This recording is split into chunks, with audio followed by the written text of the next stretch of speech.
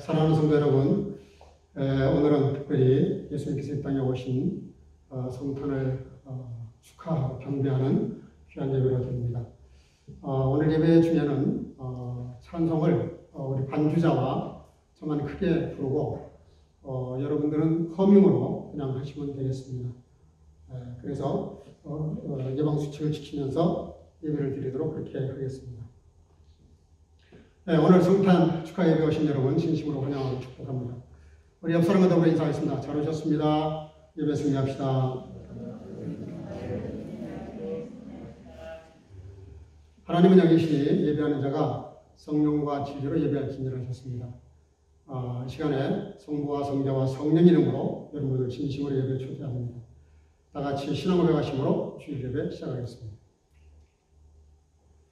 전능하사 천지를 만드신 하나님 아버지를 내가 믿사오며 그 외아들 우리 주 예수 그리스도를 믿사오니 그는 성령으로 잉태하사 동정녀 마리아에게 나시고 본디오 빌라도에게 고난을 받으사 십자가에 못 박혀 죽으시고 장사한 지 사흘 만에 죽은 자 가운데서 다시 살아나시며 하늘에 오르사 전능하신 하나님 우편에 앉아 계시다가 저리로서 산자와 죽은 자를 심판하려 오시리라. 성령을 믿사오며 거룩한 공예와 성도가 서로 교통하는 것과 죄를 사하여 주시는 것과 몸이 다시 사는 것과 영원히 사는 것을 믿사옵나이다. 아멘. 자리에 앉으셔서 찬송가 115장을 다 같이 보겠습니다.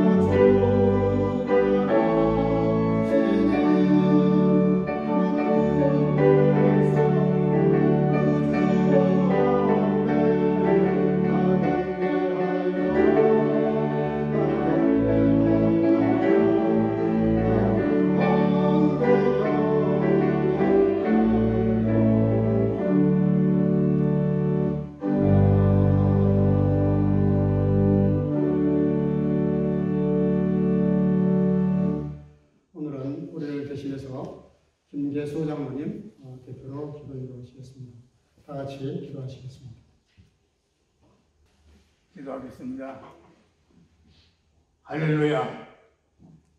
죄 가운데 빠져있는 인류를 구원하시기 위해 말씀 육신을 입고 아기 예수 몸으로 이 땅에 임재하신 거룩한 성탄, 오늘 이 시간 저희 모두가 정성을 다해 신령과 진정으로 예배를 드립니다. 주 하나님, 오늘의 이 기념 축하 예배를 기뻐 받으시옵소서. 또한 이 성탄의 기쁜 소식이 온 천하에 널리 알려지게 하시어 모든 인류가 다 함께 찬양과 경배로 성탄의 기쁨에 동참할 수 있게도 하옵소서. 또한 이 시간 주의 천사들이 잠들어 있던 베들레헴을 일깨웠듯이 나태해져가는 우리 모두의 신앙도 다시 한번 일깨워 주시옵소서. 다만 주 하나님, 지금 지구촌에는 코로나19라는 질병으로 인해서 모든 사람들이 창살 없는 감옥에 갇혀 사는 모습도 주님 친히 보시옵니다. 다만 저희 모두는 주님 주시는 말씀에 의지해서 이 어려운 고비를 넘기고 있사옵니다. 간구하옵나니 주 하나님, 이제 이 질병도 주님께서 친히 물리쳐 주시어서 소시민들의 자유스러운 경제활동은 물론 무엇보다도 주님 몸된 교회들이 빈자리 없이 가득가득 채워지는 아름다운 모습도 보여주시옵소서. 이를 위해서 이 시간에도 주님 친히 택하시어 하늘로부터 영적으로 기름 부어 되신 주님을 사자여 저희들을 목자 한은선 목사님 단위에 세워주시고, 또한 말씀을 강론하실 때 저희 목사님 영육간에 더욱 강건하게 붙잡아 주시며 오직 성령의 인도하심 따라 말씀을 선포되게 하시어 귀한 말씀 저희가 아멘으로 받아서 가슴 깊이 알아서겨 오늘 이 예배가 하늘 보좌에까지 상달되는 거룩한 향기로 들어줄 수 있게 하옵소서. 예배와 행사의 시종을 의탁하오며 임마누엘 예수님 이름으로 간절히 기도드립니다. 아멘. 아멘.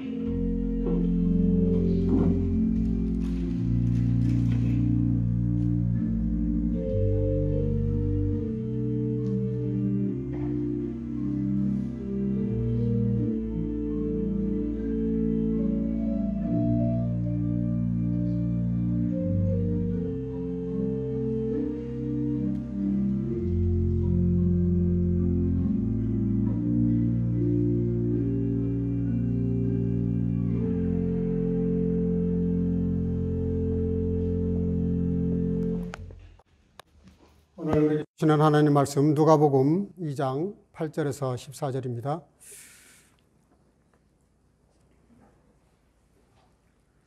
그 지경의 목자들이 밖에서 밤에 자기 양떼를 지키더니 주의 사자가 곁에 서고 주의 영광이 저희를 두루 비치매 크게 무서워하는지라. 천사가 이르되 무서워 말라. 보라, 내가 온 백성에게 미칠 큰 기쁨의 좋은 소식을 너희에게 전하노라. 오늘날 다윗의 동네에 너희를 위하여 구주가 나셨으니 곧 그리스도 주시니라.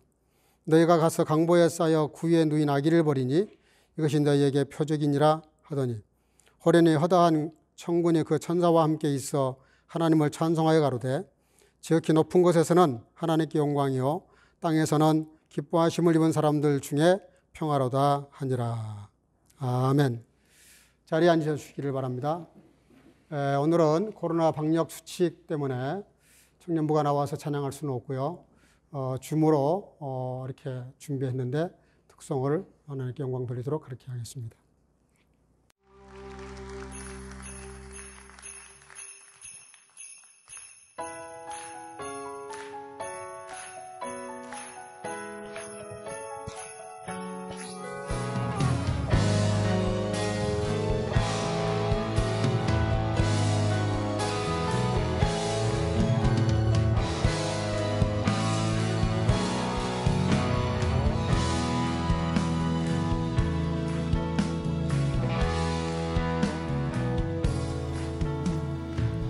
천사들의 노래가 하늘에서 들리니 산과들이 기뻐서 메아리쳐 울린다. 천사들의 노래가 하늘에서 들리니 산과들이 기뻐서 메아리쳐 울린다.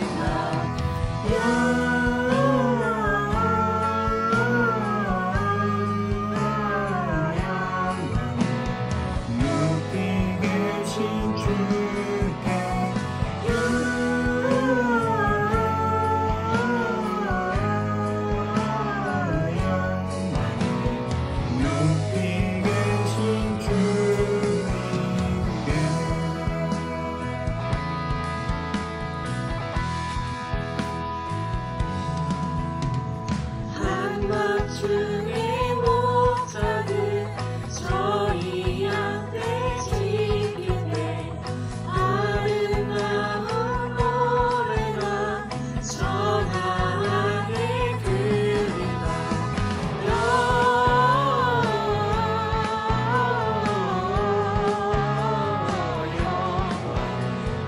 높이 계신 주께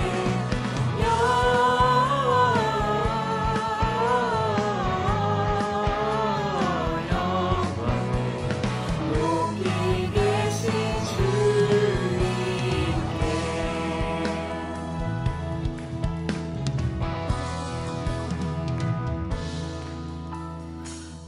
베들레헴 달려가 나신 아기 예수께 끌어 경배합시다. 탄생하신 아기께 베들레헴 달려가 나신 아기 예수께 끌어 경배합시다. 탄생하신 아기께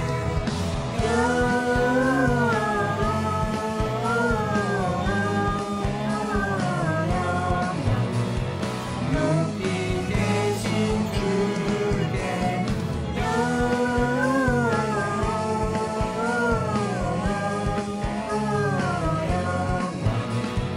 높이 계신 주께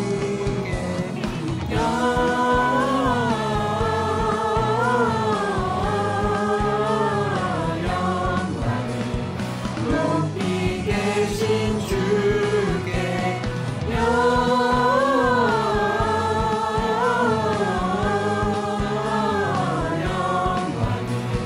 높이 계신 주님께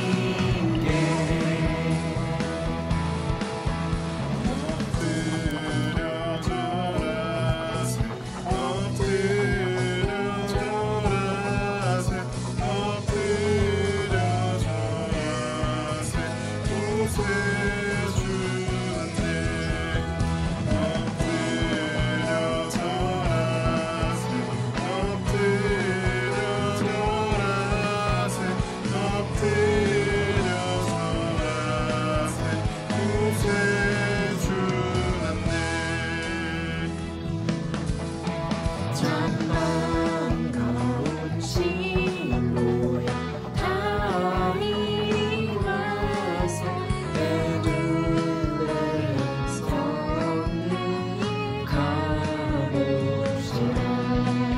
저 구유의 이신 아기를 보고 엎드려 절하세 엎드려 절하세 엎드려 절하세 구세주님 저 천사여 찬송을 높이 불려서 온갖 천지를 울리게 해. 주 하나님에게는 영광 돌리고 엎드려 절하세 엎드려 절하세 엎드려 절하세 구세주님 엎드려 절하세 엎드려 절하세 엎드려 절하세 구세주님 여호와의 말씀이 육신을 입어 날 구원할 구주가 되셨도다. 감사한 찬송을 돌려보내 엎드려 절하세 엎드려 절하세 엎드려 절하세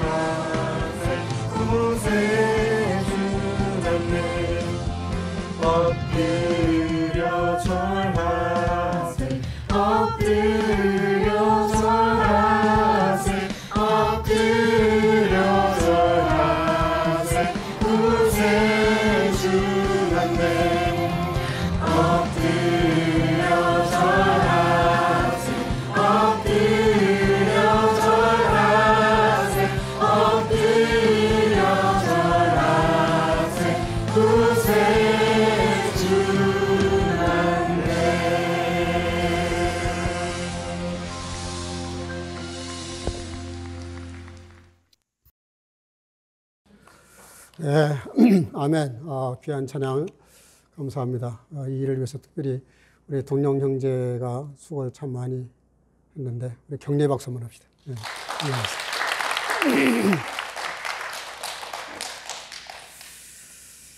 네, 우리 옆사람과 더불어 한번 인사합시다. 메리 크리스마스. 네, 성탄을 축하합니다. 세계 2차 대전이 한참이던 1994년 성탄절 이후에 있었던 사건인데 아마 그 세계 역사 중에 전쟁사 중에서 그렇게 치열한 전쟁이 없다고 말할 만큼 치열한 전쟁이 있었습니다. 슐라크트 임 슈트겐발트라고 미군 12만 명에다가 독일군 8만 명이 이렇게 붙은 전쟁이었는데 미군이 거의 한 3만 3천 명 그리고 독일군이 2만 8천 명 정도가 죽거나 큰 부상을 입은 그런 큰 전쟁이었습니다.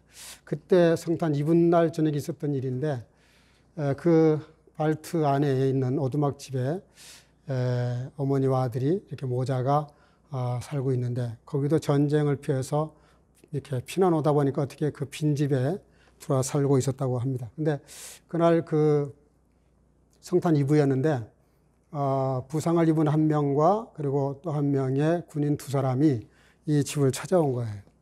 근데 미군이었습니다. 그러면서 노크를 하면서 지금 이렇게 내 친구가 이렇게 부상을 입고 우리가 이제 허기져서 길을 잃고 지금 헤매고 있는데 좀 도와줄 수 없겠냐고 그 어머니에게 부탁을 했습니다. 굉장히 망설여지는 거예요. 이분들은 독일 분이었으니까. 근데 이거를 도와주자니 역적질을 하는 것 같고 안 도와주자니 죽을 것 같고 그래서 들어오시라고 그렇게 해서 잘 이렇게 차를 대접하게 하고 닭 한 마리를 잡아서 요리를 하고 있는데 또 군인들 4명이 왔어요. 이번에는 보니까 독일 군인입니다. 독일 군인인데 너무 지쳐가지고 기진맥진해가지고 힘이 없는 거예요. 또 도움을 요청합니다. 프로파이나 그치하면서 도움을 요청을 해요. 우리가 지금 우리도 너무 허기진 나머지 잠깐 부대에서 이탈이 돼가지고 이렇게 지나가다가 오막직을 발견했는데 좀 도와주면 안 되겠냐고. 그러니 이제 이 아줌마가 너무 딜레마에 빠진 거예요. 지금 안에는 미군이 있고 독일군이 왔고 지금 두 양쪽이 진영이 지금 치열한 전투를 하고 있는데 물론 이 아줌마는 잘 모르고 있었죠. 그때 그 아줌마가 그렇게 말을 합니다. 제가 도와드리고는 싶은데 실은 안에 좀 손님이 계시다고.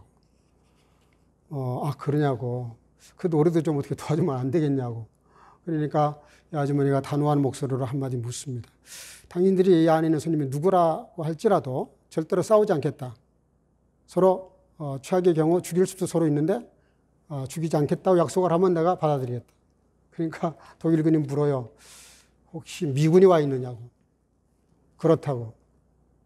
그러면서 잠깐 침묵이 흘렀는데 그 아주머니가 말을 합니다. 오늘 저녁은 잘 아다시피 하일리시 아벤트인데 오늘은 전쟁을 하면 안 된다고. 오늘은 예수님의 정신을 가지고 서로 싸우지 않겠다고. 그리고 무기를 밖에 놓고 들어온다면 받아들이겠다고.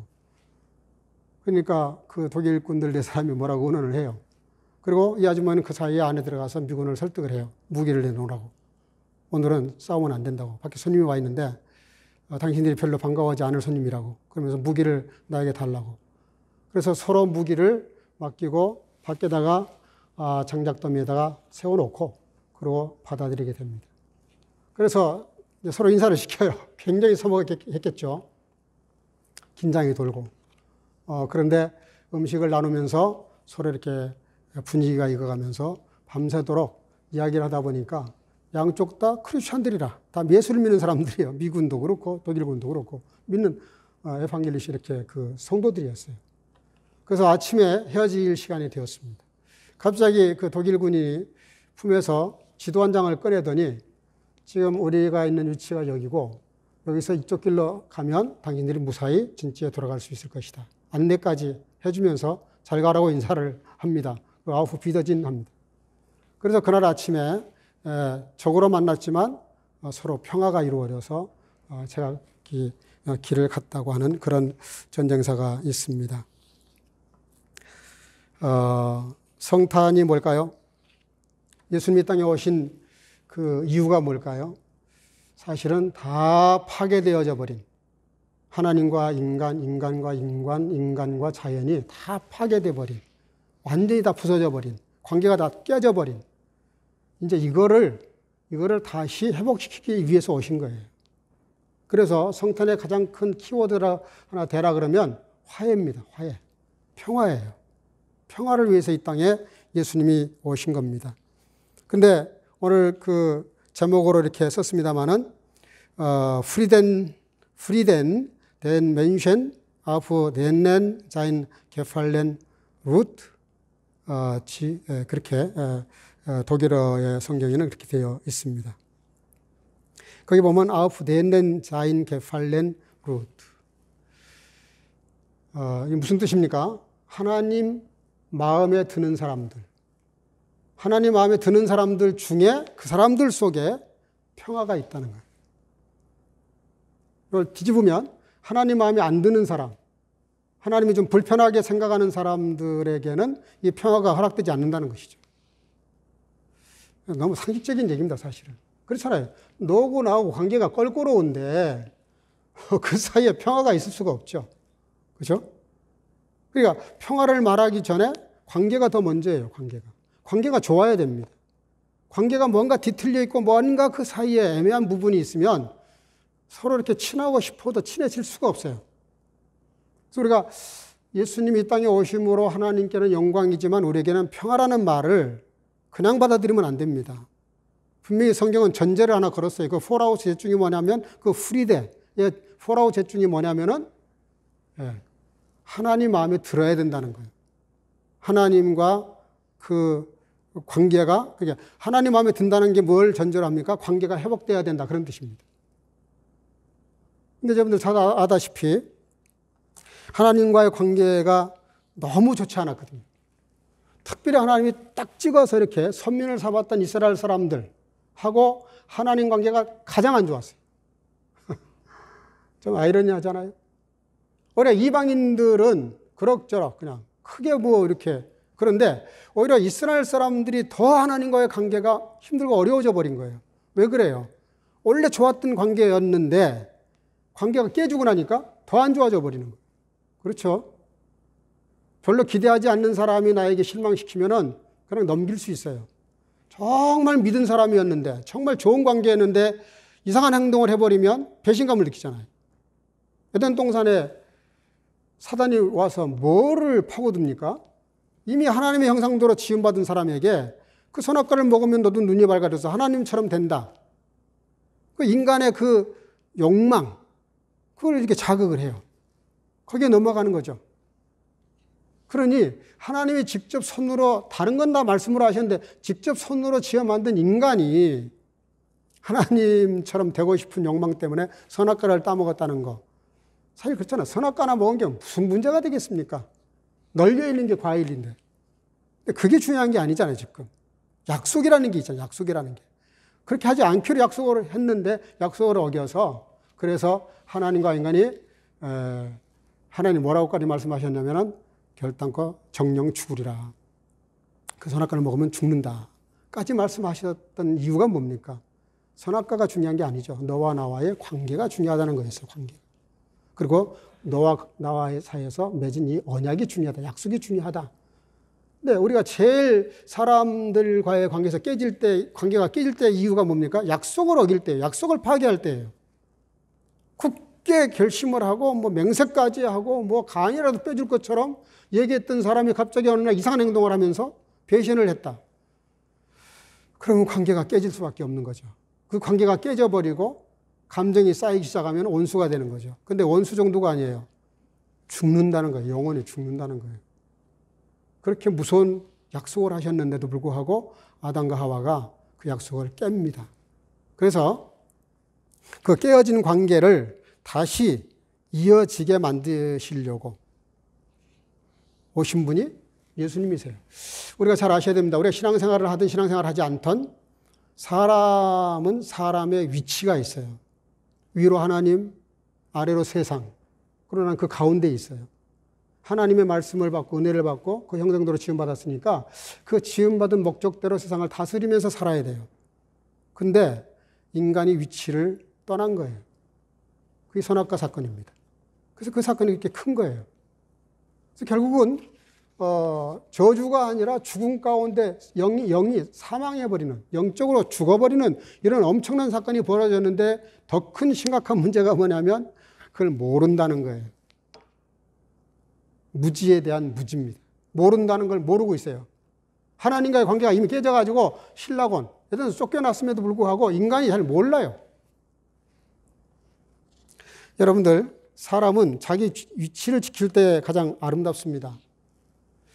어떤 친구가 산에 혼자 등산을 갔다가 미끌하면서 바위에서 굴러 떨어졌어요.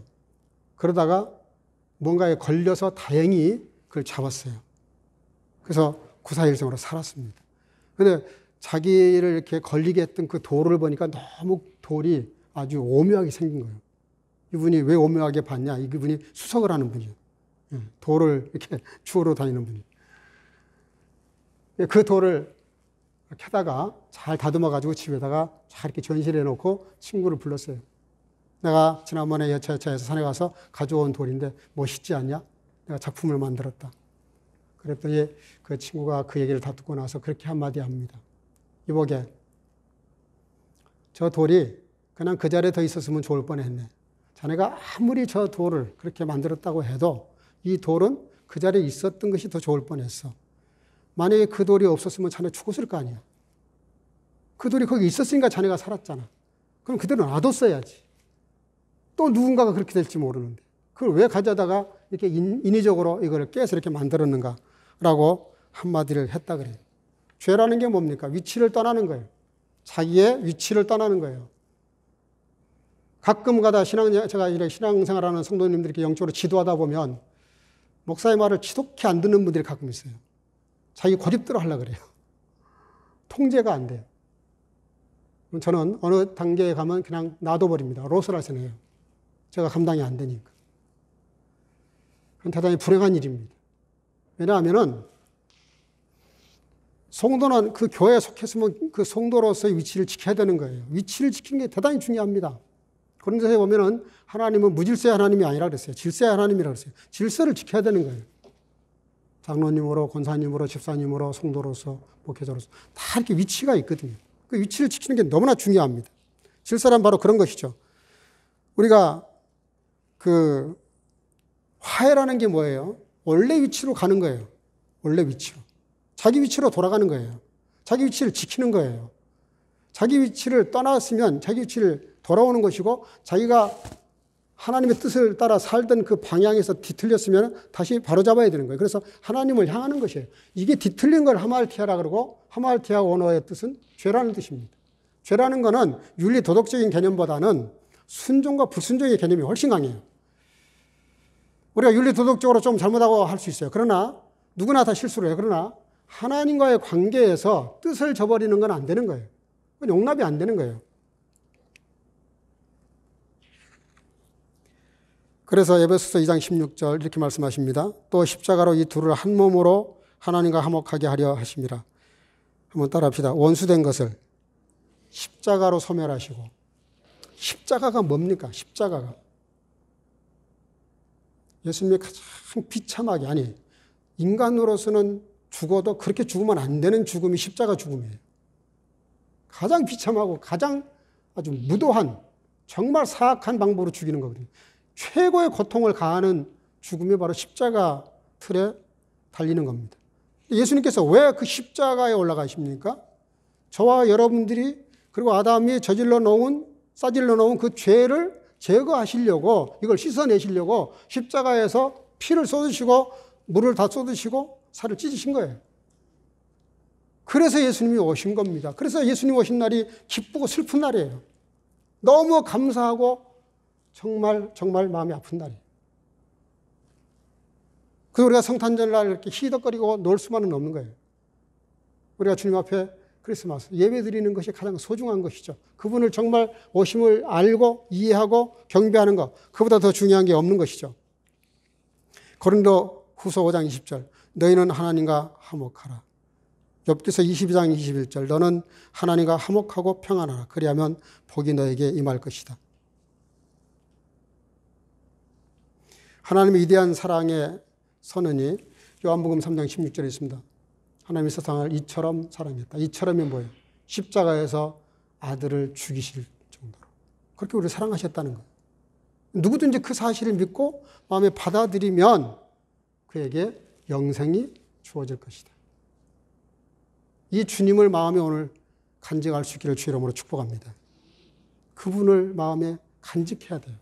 그 사랑을, 그 십자가 정신을 깨달아야 됩니다. 예수님께서 말씀하십니다. 세상에 주는 평화와 내가 주는 평화가 다르다는 거예요. 세상에 주는 평화는요, 싸워서 이기고 승자가 돼야만 평화가 있어요. 지면 죽는 거예요. 근데 예수님이 주신 평화가 왜 달라요? 너를 죽여서가 아니라 내가 죽어서 만든 평화이기 때문에 달라요. 너를 죽여서 만든 평화는 나중에 원수가 앞으로 와요. 왜? 나한테 당했으니까. 근데 내가 죽어서 만든 평화는 원수 갚으러 올 사람이 없어요. 오히려 감사하러 오겠죠. 그래서 이 평화가 영원하다는 거예요. 이 평화가 얼마나 중요한지 모릅니다. 톨스토이가 그런 말 했어요. 평화란 무엇인가라고 스스로 묻고요. 전쟁과 평화라고 하는 그 대화소설을 썼는데 거기에 그런 문장이 나와요.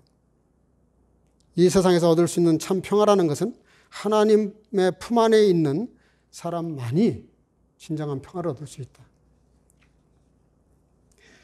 예수님께서 이 땅에 오신 이유가 두 번째는요.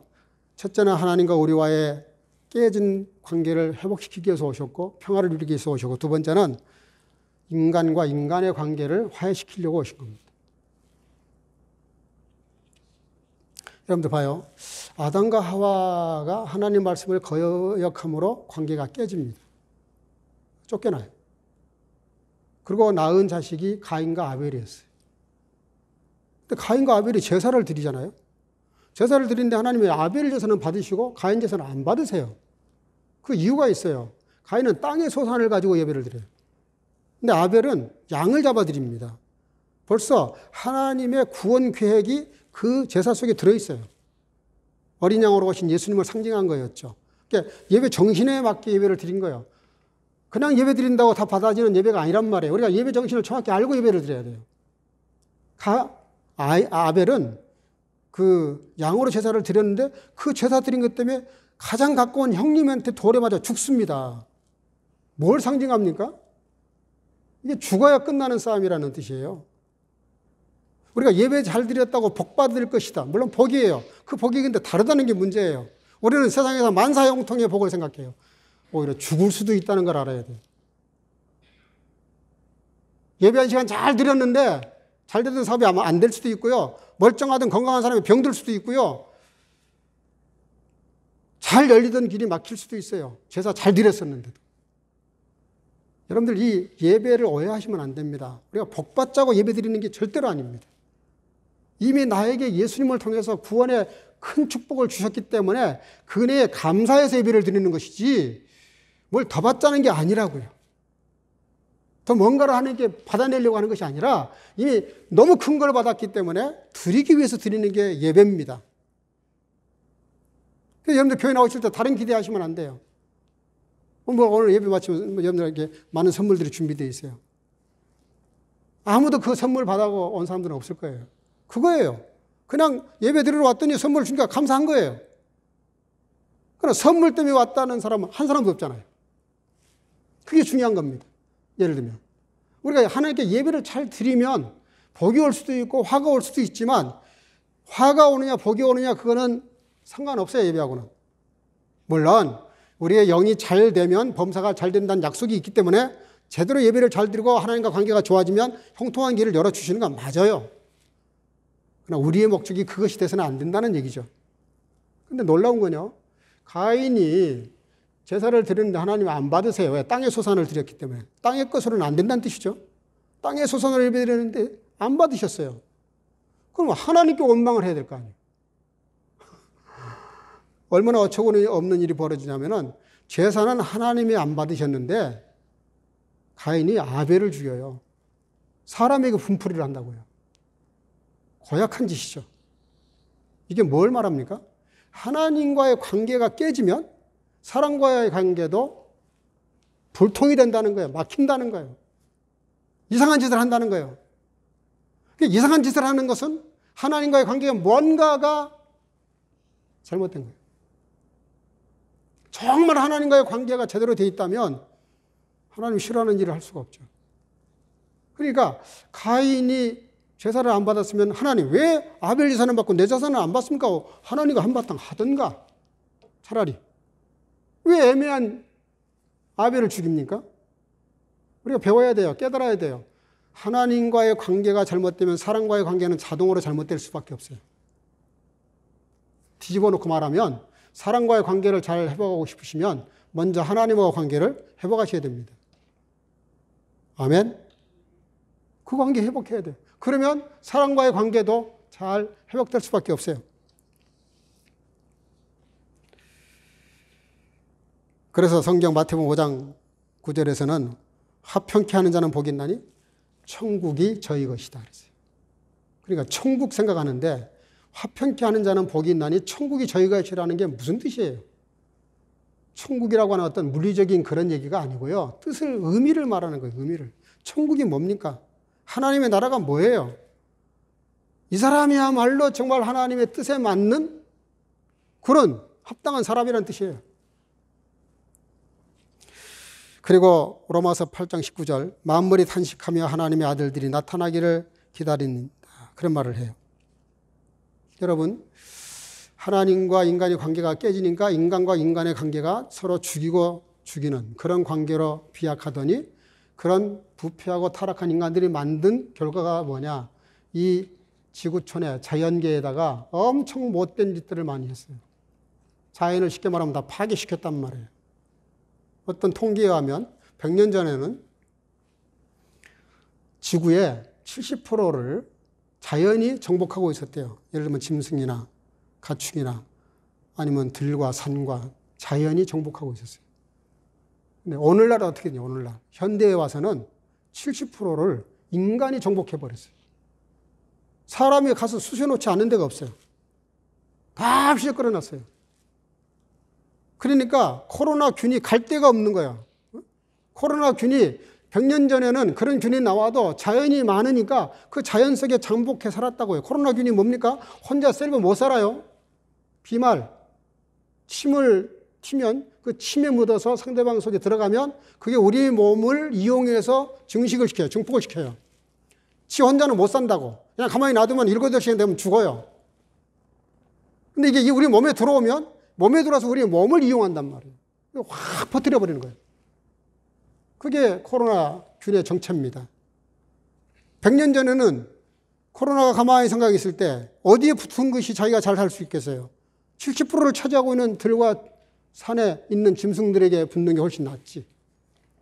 근데 지금은 지구촌의 70%가 인간이야. 인간에게 붙어야 자기도 사니까 사람에게 들어왔다. 그런 과학자들의 분석이 있어요. 여러분, 우리가 기억해야 됩니다.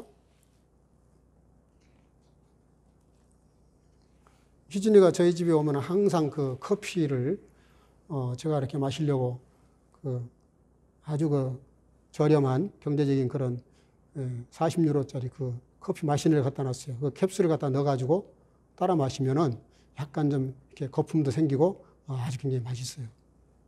근데 저도 오면은 그거를 마시더니 요즘은 그걸 안 마셔. 그래서 왜 뭐 맛이 없냐? 그랬더니 뭐라 그러냐면은 아빠, 앞으로는 그거 마시지 마. 날 보고 또 명령을 해.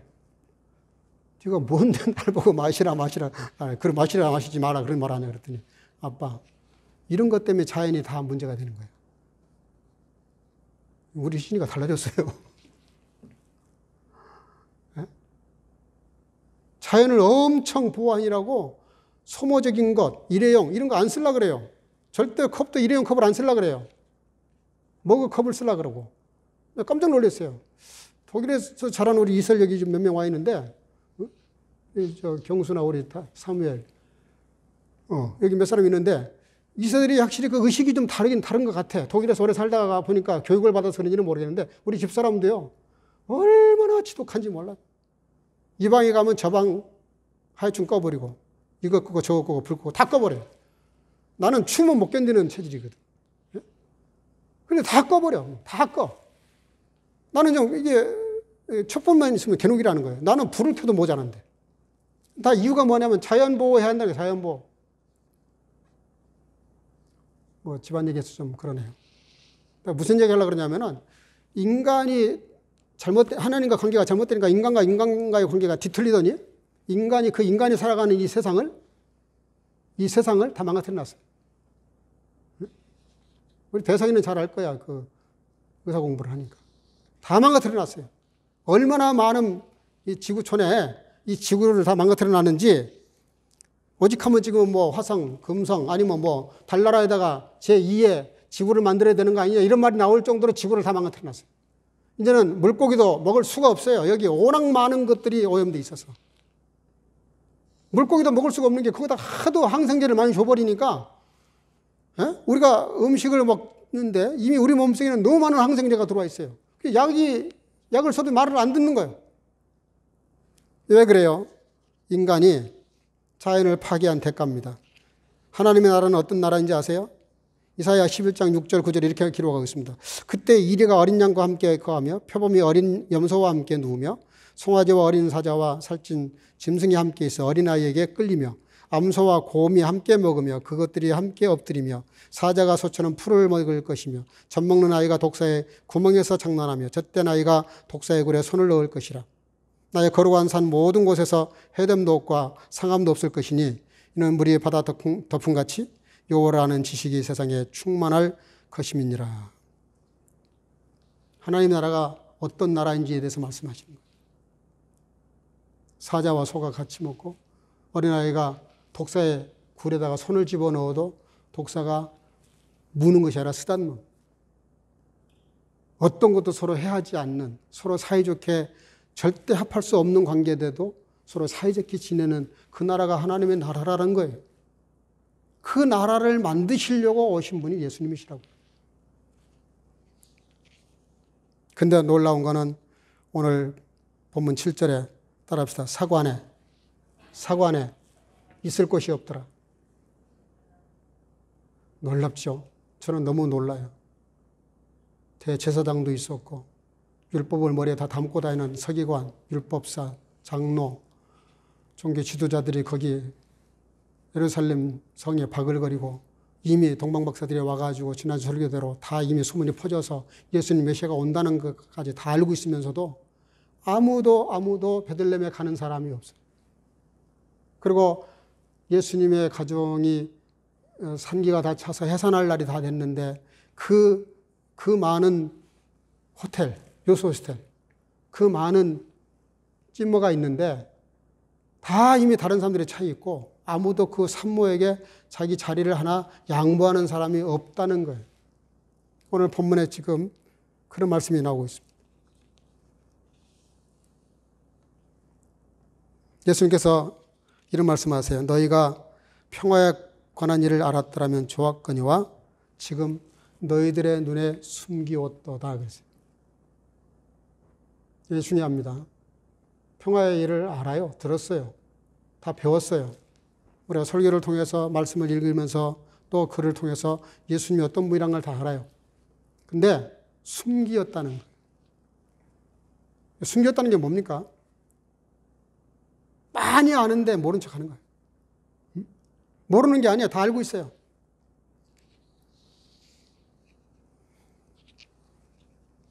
예수님께서 예루살렘 성에 들어가실 때 이상한 장면을 연출하시죠.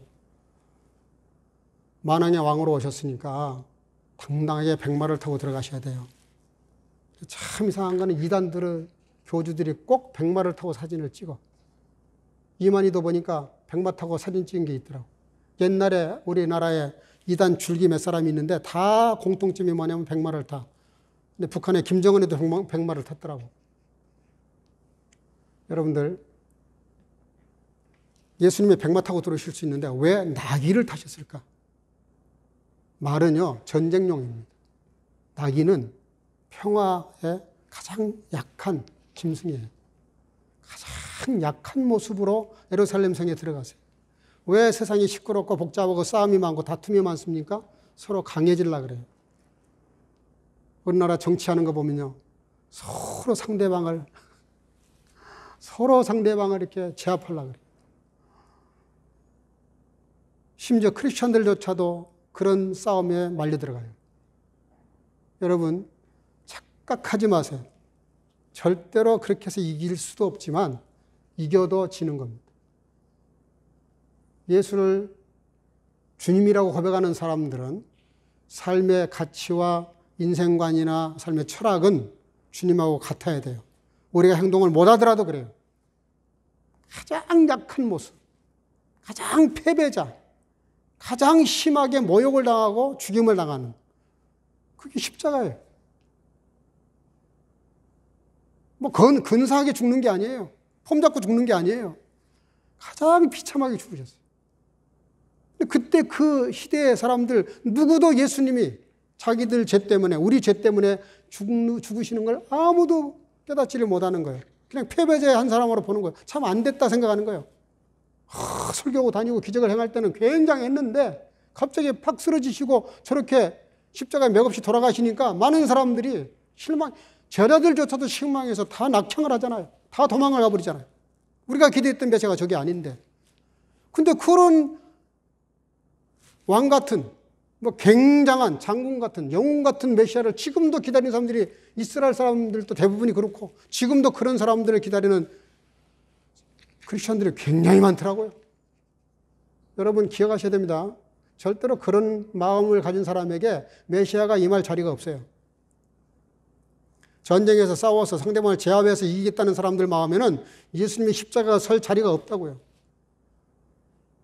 적어도 이 성탄절에 사관이 있을 곳이 없더라, 이 말이 나하고 해당이 안 되려 그러면은 저와 여러분들이 예수님의 정신을 그대로 받아야 되는 거예요. 나도 주님을 위해서, 교회를 위해서, 나라를 위해서, 내 사랑하는 민족과 세계 구원받지 못한 사람들을 위해서 내가 죽어서, 내가 낮아져서, 내가 겸손해져서, 내가 주님 말씀에 순종이 아니에요, 복종이에요. 내가 원치 않지만 해야 되는 게 복종이라는 뜻이에요. 우리는 내가 원하면 하지만 원치 않으면 절대로 안 합니다. 시켜도 안 해요. 반발해요, 오히려. 내가 목회하면서 제일 난감한 게 그거예요. 목사가 그 사심을 갖고 말하는 게 아닌데 정말 영혼을 사랑하고 이 영혼을 구하기 위해서 하는 말인데도 말을 안 들어 못 깨닫는지, 깨닫고도 그러는지 모르겠는데 가끔 이상한 태도를 보여요. 대단히 마음이 아파요. 물론 우리 교회 그런 사람이 거의 없습니다만은 오늘 마지막에 이상하게 오늘 본문은 14절 하늘엔 영광 땅에는 평화라는 말씀하시기 전에 갑자기 그 8절부터 무슨 말씀을 갑자기 끄집어내시냐면 들에서 양치던 목자들 얘기를 끄집어내요. 그리고 그 가운데다가 하늘엔 영광 땅에서는 평화가 예수님 탄생을 놓고 언급하고 나서 그 뒤에 다시 또 목자들 얘기를 이어가요. 왜 그 목자들 이야기를 놓고 한가운데 예수님을 이렇게 탄생하는 그 이유와 목적과 그 결과를 말씀하셨을까? 이거는 목자들 얘기가 아니고요, 저와 여러분들의 얘기입니다.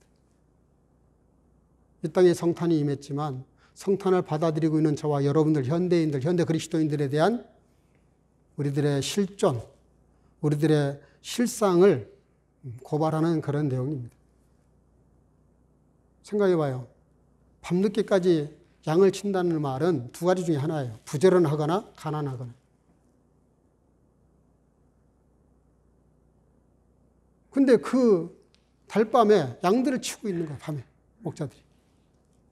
근데 거기에 얼마나 성경 박사들이 많고 예루살렘 성에 얼마나 이스라엘에 선택받은 그 민족 한 사람 한 사람이 다 선택받은 사람들이 다 제껴놓고 가장 가난하고 그리고 소외받고 그리고 밤늦게까지 밤새워 일을 할 수밖에 없는 그런 목동들에게 천사가 말을 전했을까요? 왜 왕에게 가지 않고 제사장에게 가지 않고 왜 잘 믿는다는 서기관들에게 가지 않고 왜 목동들에게 천사가 가서 예수 탄생을 전했을까요?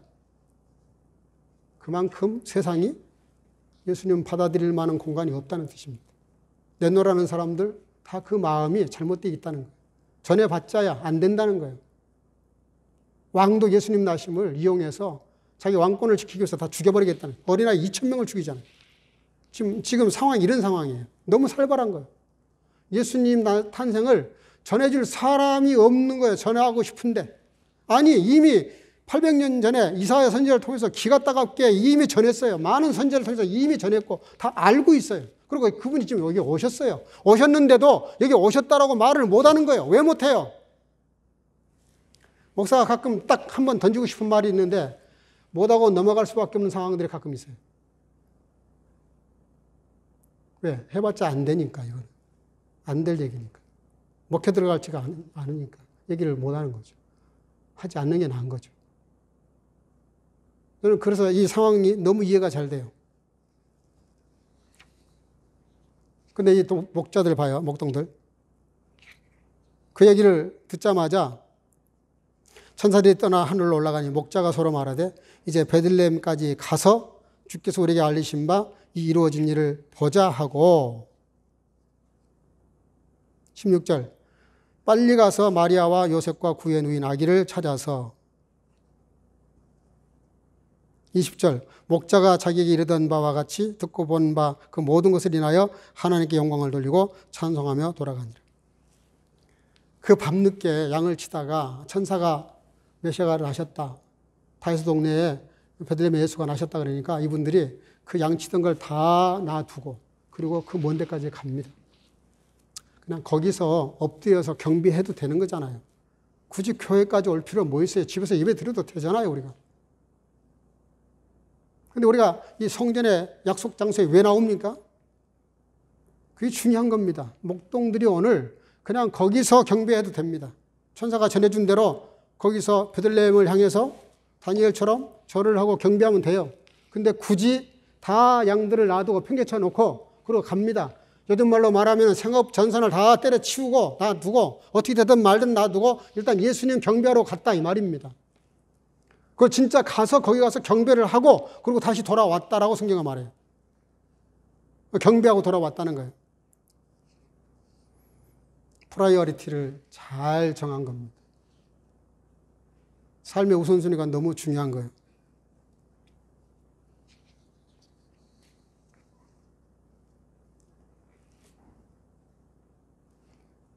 스티븐 코비 박사가 쓴 글 중에 이런 내용이 있어요. 우선순위를 잘 정하는 것이 중요하다. 시간을 가르쳐주는 시계보다는 방향을 가르쳐주는 나침판이 더 우리 인생에게는 중요하다. 여러분, 손목에 시계를 차지 못할지라도 나침판 하나를 가지고 있는 것이 훨씬 낫다. 그런 뜻인데요. 그렇죠? 시간을 분초 따져가면서 부지런히 열심히 열정적으로 사는 것도 중요하지만 더 중요한 게 있습니다. 왜 그렇게 사냐는 것이죠. 왜 그렇게 바쁘게 사는지. 방향이 더 중요해요. 이유가 더 중요해요. 목적이 더 중요해요. 독일 교회가 우리에게 성탄 예배를 드리도록 허락을 해줘서 너무너무 참 감사하고 다행으로 생각해요. 독일 교회도 다른 건 다 올 수도 하고 어제 이렇게 교회에서 오픈된 키열시라고 저기 표지가 있더라고요. 예배를 어제 드렸어요. 제가 여기서 주일 예배 녹화라고 나가는 저 문에서 딱 독일 목사님하고 마주쳤어요. 우리 동영 형제와 영명 형제 이렇게 같이 또 우리 저 한정은 집사하고 또 이렇게 같이 이렇게 영상 다 이렇게 편집하고 또 안미애 집사랑 이렇게 다 하고 나가는데 딱 오시더라고. 그래서 제가 그랬어요. 너무 고맙다고. 우리가 이렇게 성탄절 예배드리게 해줘서 너무 고맙다고.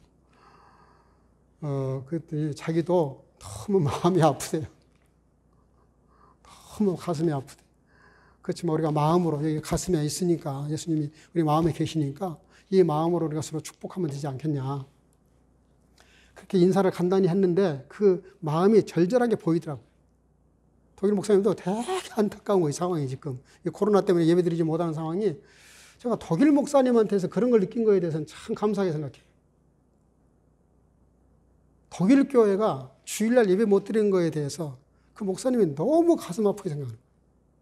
그렇지만 우리 마음에 있으니 우리 마음에 주님이 계시니 또 성도들도 우리 마음에 품고 목회자가 이렇게 영상이라도 예배를 드려야 되지 않겠냐.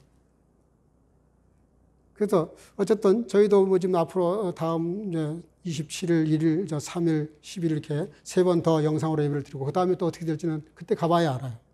코로나 사태가 어떻게 진전됐냐에 따라서 달라질 수 있어요. 근데 저는 성탄절 예배, 이 예배만이라도 오늘 이렇게 현장에 와서 하나님께 경배할 수 있는 것에 대해서 나는 이 목동들의 마음이 굉장히 동질감이 생기는 거예요. 이분들이 이런 마음인가 보다. 정말 그러니까 생업을 다 뒤로 팽개치고 거기까지 와서 예배를 드렸겠죠. 사랑하는 성도 여러분들, 예배보다 더 중요한 것이 없습니다. 왜 그러냐면 예수님 오시기 이전까지는 제사보다 더 중요한 게 없었어요. 제사는 지은 죄를 용서받기 위해서 양을 잡아 내 대신 양을 죽여서 용서받는 방법이었다면 예배는 양 대신에 예수님이 직접 나 죄 때문에 대신 죽으시고 그래서 부활하신 그 예수님을 내가 감사해서 드리는 것이 예배입니다.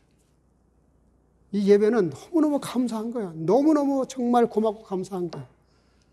여러분들 누가 강요해서가 아니에요. 누가 어떻게 하라 그게 아니에요. 내가 마음이 너무 감사하고 뜨겁고 이 은혜를 갚을 길이 없어서 드리는 예배, 이게 예배라고요.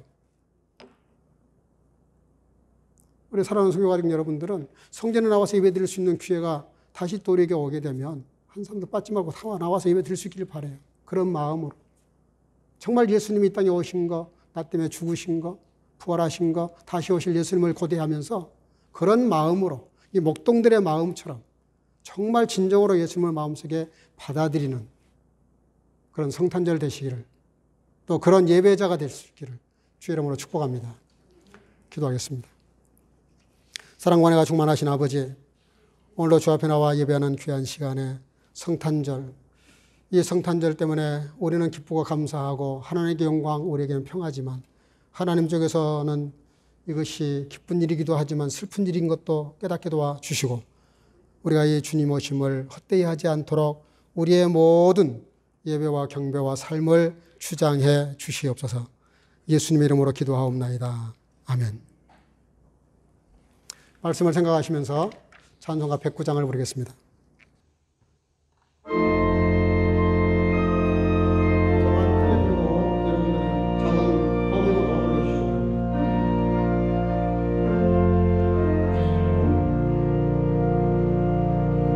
오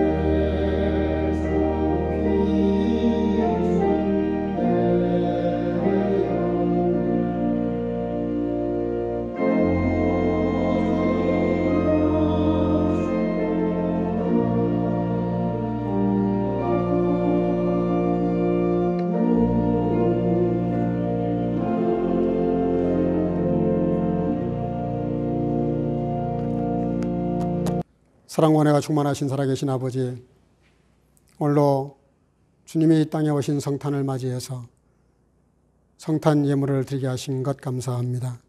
우리가 무엇으로 다 갚을 수 있겠습니까? 예수님 나심을, 예수님 성탄을 우리의 억만분지일이라도 우리의 마음을 표현하기 위해서 예물을 드립니다. 모든 예물을 드리는 성도들 함께해 주시고 저들의 마음속에 정말로 예수님을 영접하고 경배할 마음에 차고 넘침으로 아버지 하나님, 이 예물을 주님께서 기뻐 받으시고 황금과 유황과 모략을 드렸던 동방의 박사들 마음으로 드리는 모든 성도들의 마음을 받으시고 하나님 영광을 거두시고 저들에게 한없는 축복을 허락해 주시옵소서. 예수님의 이름으로 간절히 봉헌하며 축복하고 기도하옵나이다. 아멘. 네, 몇 가지 안내 말씀을 좀 드리겠습니다.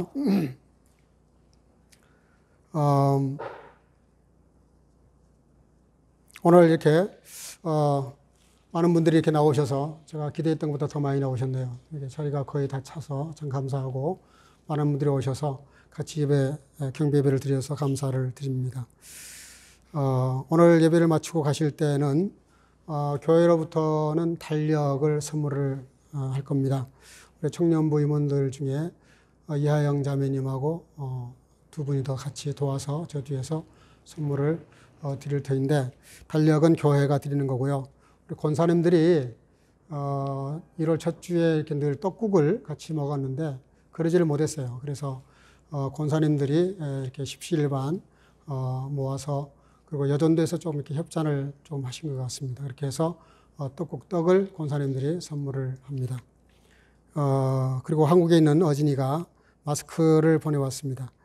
원래 3장씩 드리려고 그랬는데 오늘 더 많이 오시는 바람에 2장씩밖에 안 될 것 같습니다. 가실 때 얘도 2장씩 받아가 주시기를 바라고 이렇게 선물해 주신 분들에게 감사를 드립니다. 권사님들의 예배를 마치면 잠깐 제 집사람을 만나고 가주시기를 바랍니다. 내일 모레 27일 주일 예배는 영상으로 예배를 드립니다. 어린이 주일학교도 영상으로 드리는데 10시 40분에 어린이 주일학교 영상이 올라갑니다. 그래서 어린이 주일학교 단톡방에 올라오면 10시 40분에 부모님들이 자녀들이 영상으로 예배 드리도록 기도해 주시고, 어른들은 11시 25분에 그걸 키시면 5분 동안 그 예배 준비 찬송이 나오다가 30분이 되면 시작이 됩니다. 가끔 가다가 이렇게 예배 시작한 지 20분도 안 되는데 아멘 감사합니다 이렇게 글 올리는 분들이 있어요. 근데 그분들은 아마 영상이 올라오자마자 바로 열어서 그래요. 그러지 마시고 11시 반에 딱 시작을 하셔야 됩니다. 그러면 보통 1시간 이내에 끝이 나는데, 끝나면 그때 여러분들이 이렇게 예배 드린 거에 대해서 이렇게 표시를 하면 좋겠어요. 그래서 저희 집사람이 여러분들 이렇게 출석을 부르고 있거든요. 한 주도 빠지지 않고 다 부르고 있어요. 그래서 이게 신앙 지도에 필요한 내용이고요. 또 여러분들 앞으로 우리 교회 역사에 더 남는 기록입니다. 그러니까 출석 체크를 꼭 해주세요. 영상으로 예배를 드렸어도 예배에 참석한 것으로 출석이 체크가 되고, 거기서 아멘을 안 하시면 출석이 안 된 걸로 되니까 그래요. 그러니까 꼭 아멘이라고 이렇게 출석 체크를 해 주시기를 당부를 드립니다. 그리고 12월 31일 송구영신 촛불 축복 예배를 이 자리에서 드려야 되는데 역시 이것도 허락이 안 됩니다. 그래서 할 수 없이 영상으로 예배를 드리고, 또 허락이 된다 할지라도 끝나고 집에 돌아가는 시간이 애매하기 때문에 어차피 영상으로 할 생각이었습니다. 그래서 오늘 나가실 때 초를 나누어 드릴 겁니다. 이 초도 교회에서 선물로 드리는 겁니다. 그래서 이 초를 받아가실 때 한 사람이 하나입니다. 한 가정에 한 사람씩 다 이렇게 해서 받아가시고, 31일 날 그때도 마찬가지입니다. 10분 전에 그 영상을 켜시고 10분 동안 음악이 흐른 다음에 영시기가 땡 되면 예배가 시작됩니다. 그러니까 5분 전에는 촛불을 켜셔야 돼요. 촛불을 켜시고 촛불 앞에서 영상을 켜놓고 예배를 드리시면 거기 제가 인도하는 대로 따라오시면 됩니다. 그렇게 해서 그날 예배를, 촛불 영상 예배를 드리도록 그렇게 하겠습니다. 그리고 오늘 여러분들에게 떡을 나눠드리는 그 속에는 여러분들이 1년 동안, 2021년 동안 꼭 기도 드려야 될 기도의 내용을 3가지 정도를 온 집안 식구가 혹은 개인적으로 써서 기도 제목을 기록하시고 성공영신 예배 때 그거를 봉헌해 주시기를 바랍니다. 그리고 그 헌금은 나중에 대면 예배를 다시 드리게 될 때 나와서 드리면 제가 그걸 가지고 1년 동안 목회 기도를 합니다. 그래서 제가 여러분들을 일일이 신방하고 상담하고 다 알아야 되는데, 물론 그렇게도 하는 분들이 있지만 그렇지 못한 분들은 그 기도 제목을 놓고 계속 기도합니다. 그래서 저한테는 그게 목회 기도이기 때문에 너무나 중요한 내용입니다.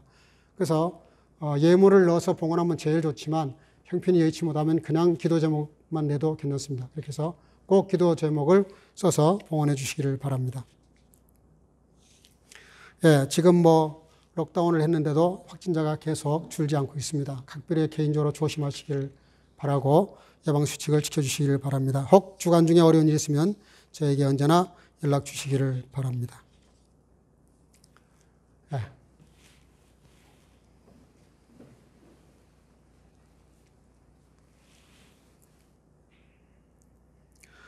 Ehre und Herrlichkeit Gott in der Höhe und Frieden den Menschen im Land, auf denen sein Gefallen ruht. Der Herr segne dich und behüte dich. Der Herr lasse sein Angesicht leuchten über dir und sei dir gnädig. Der Herr hebe sein Angesicht über dich und gebe dir Frieden.